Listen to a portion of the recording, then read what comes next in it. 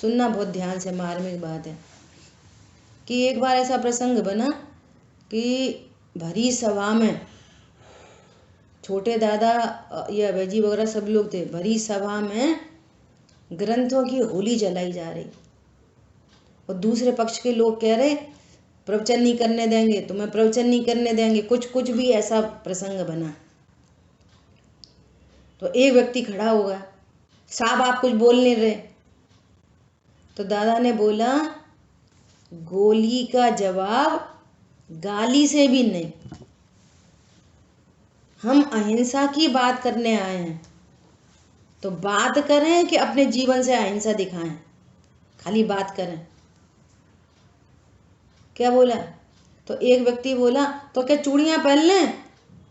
तो उनने बोला पहन लेंगे, क्या प्रॉब्लम है, ये पहनाएंगे, पहन लेंगे। बोलो गुरुदेव श्री क्या कहते? भूलेला भगवान छे, भगवान से नीचे कोई जीव दिखा नहीं।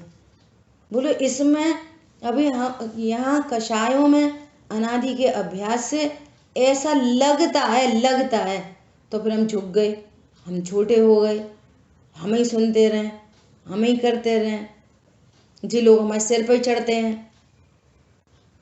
एक बात तो ये है कि कर्म के उदय के बिना nobody can touch you, number 1 बाहर में भी, और परमार्थ में अनटच, इफेक्टलेस, फुल्ली सेफ हूँ। जो कुछ बाहर में हो रहा है अपने ही कर्म के उदय का नाटक है, नंबर 1। वर्तमान में पुरुषार्थ क्या है?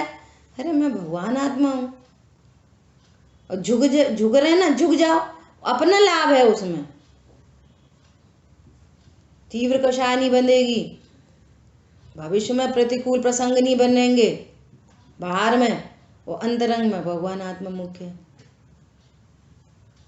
और लगेगा ऐसा, अच्छा तो फिर जी तो हमसे छोटे हैं, इतने मुंह चलाते हैं, भैया चला लो, ऐसा मार्ग है। और ये तब समझ में आएगा जब ये अनेकांत स्वरूप समझ में आएगा। कैसा अनेकांत स्वरूप है? कि पर्याय में जो कुछ भी राग आदि भाव उत्पन्न हो रहे हैं, यदि उसमें मैं पना स्थापित करेंगे तो उसका फल संसार है, और संसार में जीव क्लेश भोगता है।